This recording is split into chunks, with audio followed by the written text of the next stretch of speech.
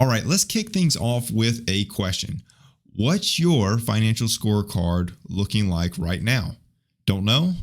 Don't worry, because today we are talking about net worth. Yes, that one number that separates okay finances from absolutely starting to build wealth. But here's the thing. This isn't just about dollars and cents.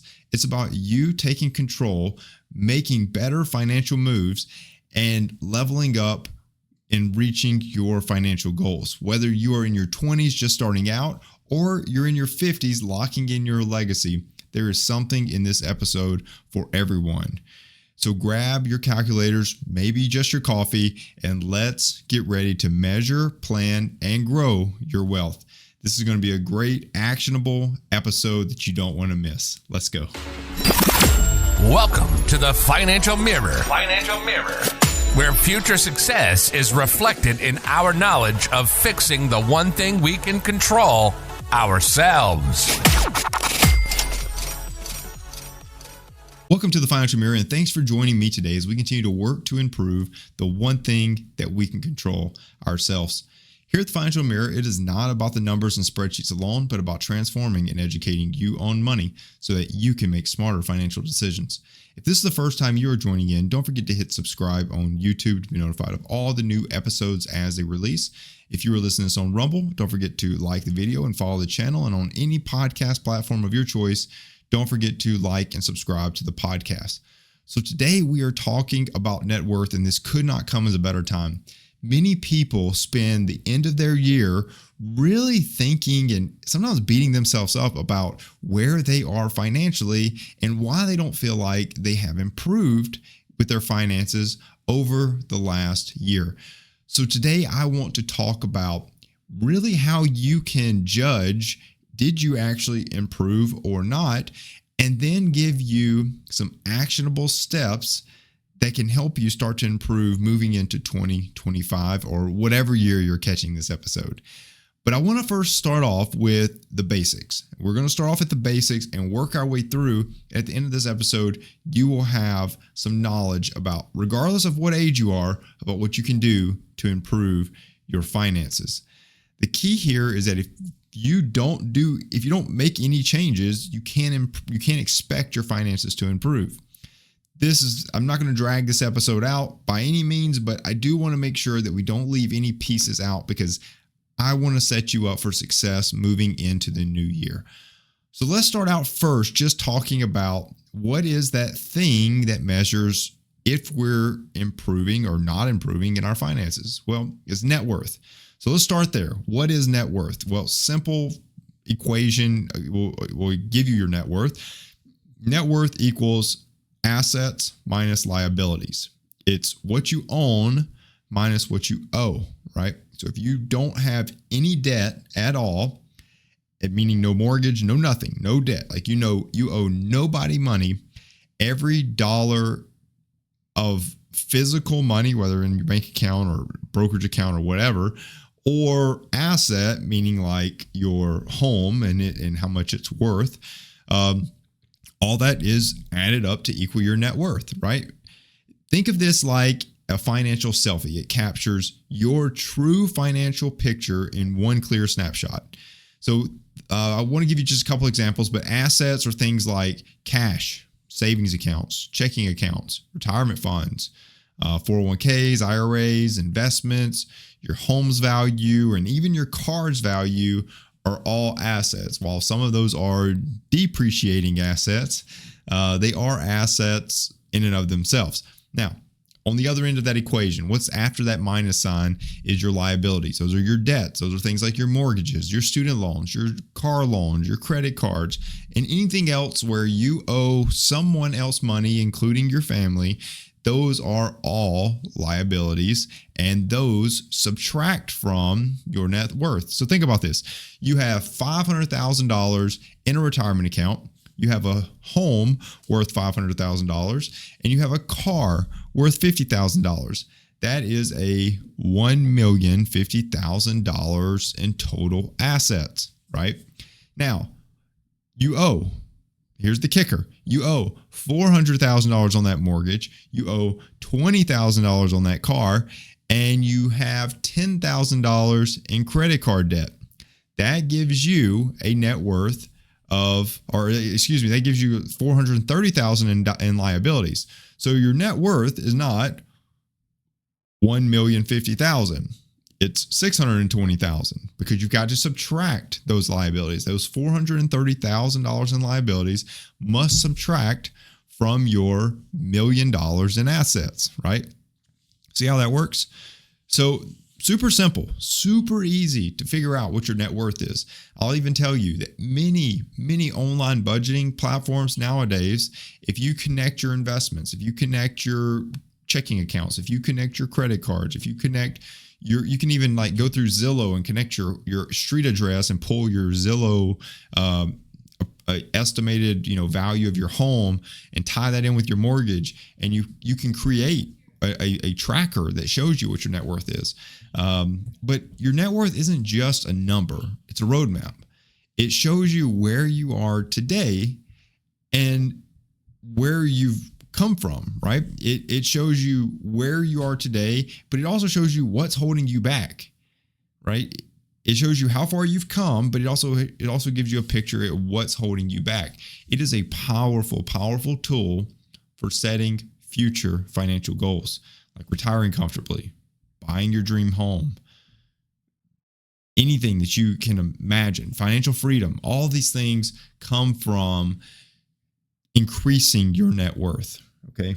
So it is a true picture of where you are financially. It's probably the best picture of where you are financially, because people who have millions of dollars in assets, but they have millions of dollars in mortgages tied up with those assets, their net worth could be very minimal, right? They could own 5 houses. Who cares? They could have a very minimal net worth, right? Very, very minimal. Now, that's not to say that it's not going to pay off in the end. I'm not knocking, you becoming the next bigger pockets. I'm not knocking anybody for doing the whole house hacking, driving toward real estate as being a moneymaker. Like it is. It makes great money. But you have to remember that for every asset, if there is a liability, it does not add to your net worth, and it could become a financial burden. It could. An asset with no liability tied to it is, I'm not going to say always not going to depreciate in value. It could, just not as likely, right? So now that you know how to calculate your net worth, you know how to find your net worth, I want to talk about how you compare to others in your age group. Don't worry, this isn't a judgment. This isn't about telling you that you're doing a bad job. This is about giving you a benchmark and learning what's possible, because people around you in the same age group are doing these things, right? So if you're way below what the median net worth is, don't sweat it. If you're way above it, don't think that you're the best thing since sliced bread.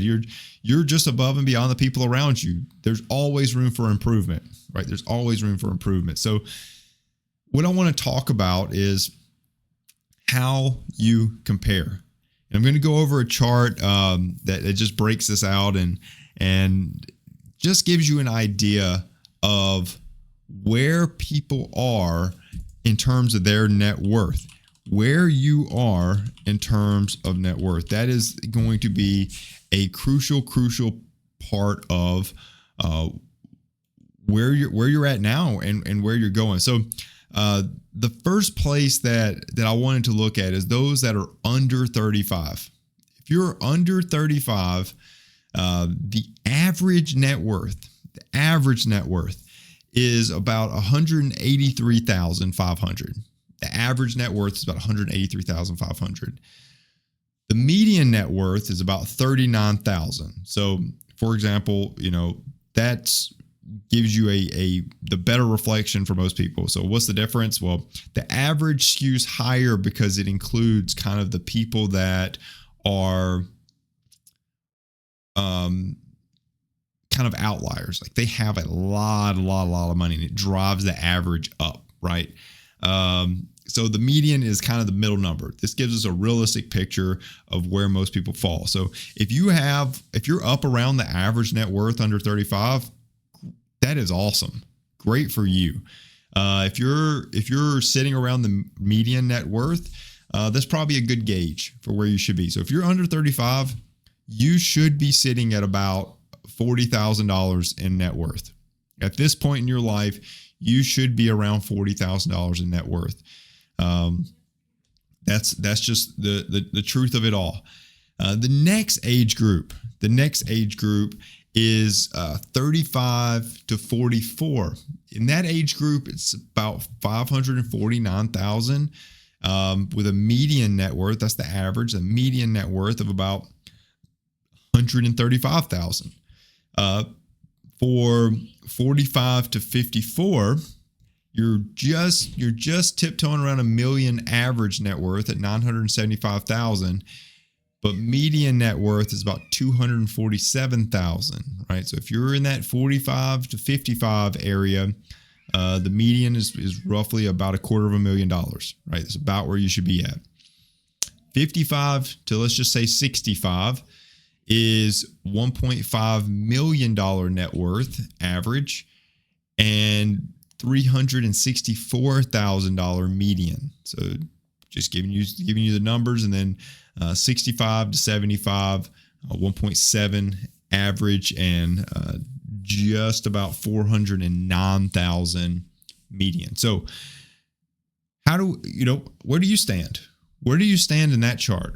Where do you stand when looking at that data? Because that is where you are amongst your peers. That is where you are. People in the same age group as you, grew up in the same time frame with the same everything, is kind of gives you an idea, right? Median is really what I would be looking at for a real good gauge. That's where most people are going to be. If you have the average net worth and you're in that age group, you are doing pretty good, right? Pretty good. Maybe you look at it and you're like, man, I'm doing better than most my age. Excellent. You are on track to do exactly what you need to do. So how do we move the needle on your net worth? That's kind of the next part that I wanted to hit. How do we move the needle? The great thing is, no matter where you are, if you're above the average, below the average, above the median, below the median, it doesn't matter. You're crushing it or you just started, there are specific steps that you can take to grow your wealth. So I do want to break those down by age group. We're going to start at like the various decades, do 20s, 30s, 40s, 50s, and just give you a couple takeaways that you can really start to action today if you'll start working on that. So if you're in your 20s, where you're at right now is laying the foundation. If you're in your 20s, your biggest advantage is time. Compound interest is your best friend. So the earlier you start, the bigger your net worth will grow. So a couple things that I would be knocking out right now in my 20s, start investing now. Even if it's $10 or $20, even if it's $5, start investing now. Open a 401k, Roth IRA. Make sure that you are investing. It's the best thing that you can do right now, because it's painful. It's like watching paint dry, but it will grow. I guarantee it. Put it there and it will grow. Second thing you can do is start building that emergency fund.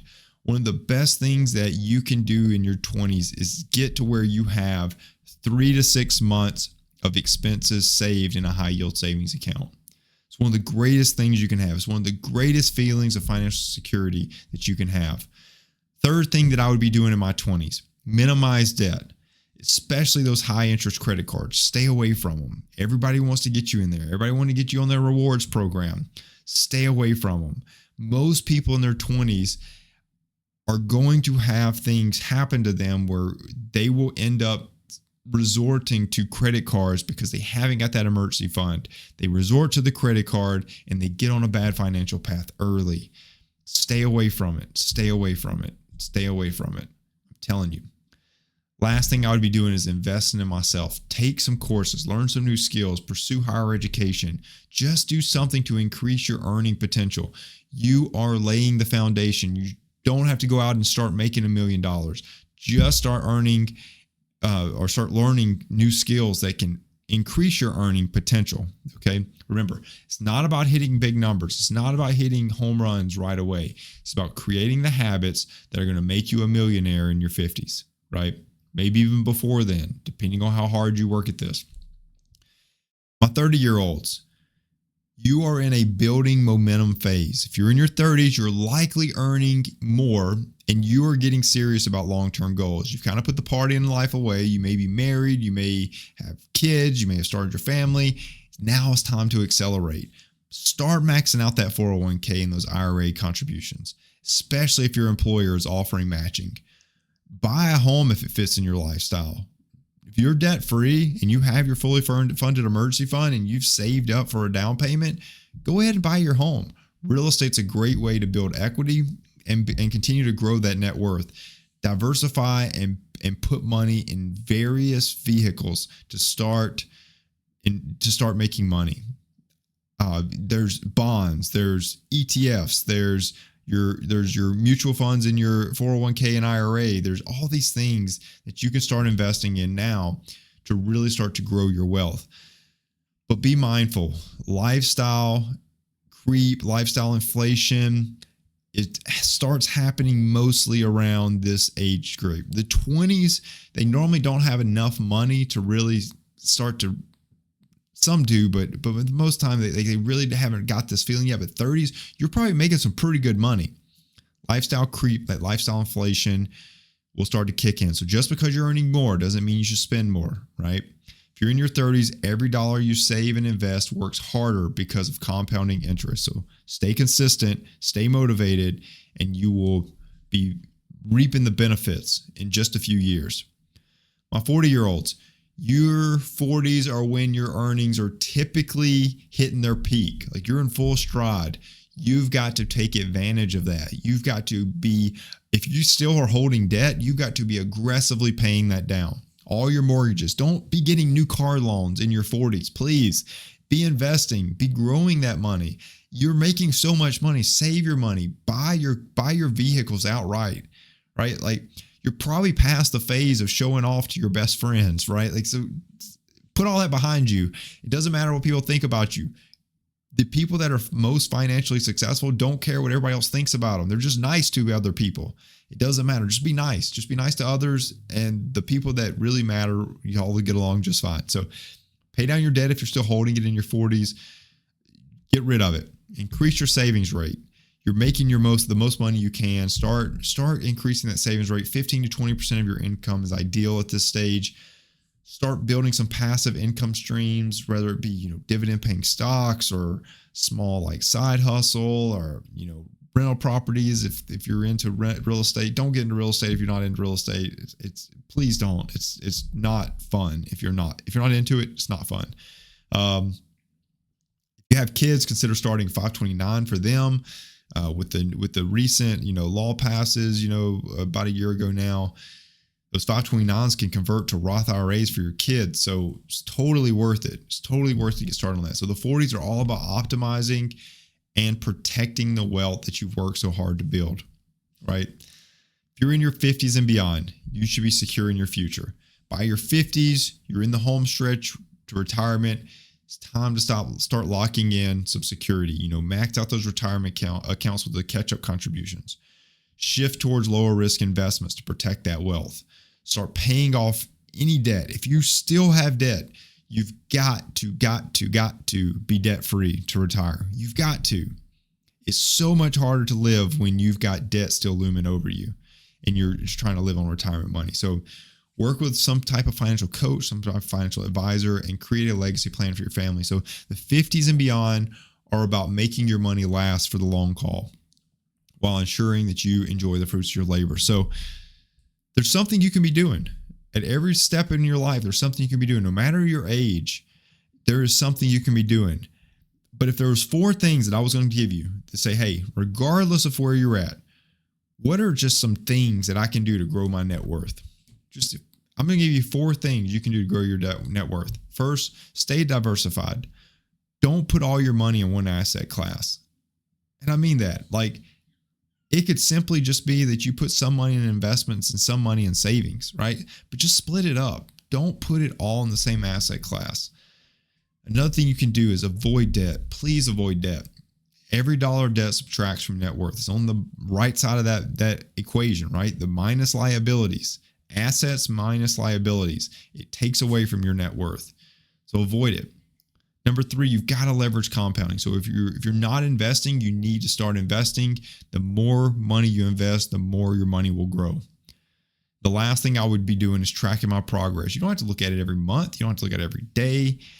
But once a year, take a peek at your net worth and let that be motivation to start to improve in that area, right? So here's my challenge to you. Set a net worth target for 2025.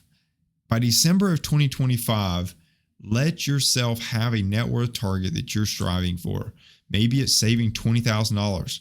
Maybe it's paying off all your debt, right? And when you do that, you know your net worth is going to increase by that much, right? Because if you save $20,000, your net worth increases $20,000, right?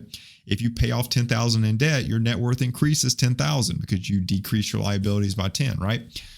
Maybe it's crossing the $100,000 mark. Maybe it's by next year, I'm going to be above the median net worth for my age group, right? Whatever your goal is, break it down into monthly milestones so you know how close you are. Every single month, you're one step closer, okay? So remember, building wealth is not overnight success. Man, it's so hard. You want it, you taste it, and sometimes it's hard to slow down.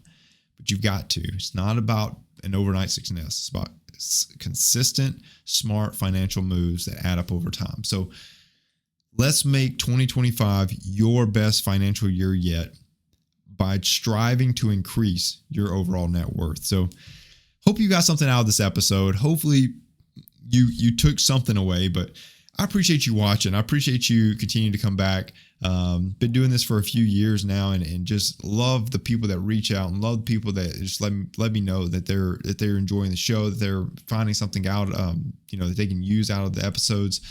But I really appreciate it, and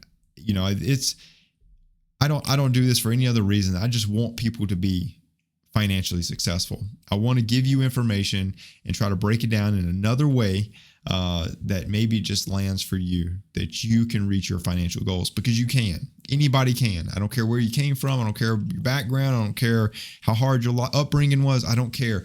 Everyone has an opportunity to be successful financially. That everyone does. Every single person does. And I just want to help people get there. So thank you for watching. Don't forget to like, subscribe, and share this video with someone who needs a financial reset in 2025. So let's grow our net worth together, and I hope to see you back next week. Continue next week. Until next week, continue improving the one thing you can control: yourself. Peace. Well, that wraps up today's Financial Mirror. Join us next week as we continue to work on ourselves, change our mentality, and to commit to achieving the success we always envisioned. Regardless of your platform, help us grow as a community. Please like, subscribe, and share with the people in your lives.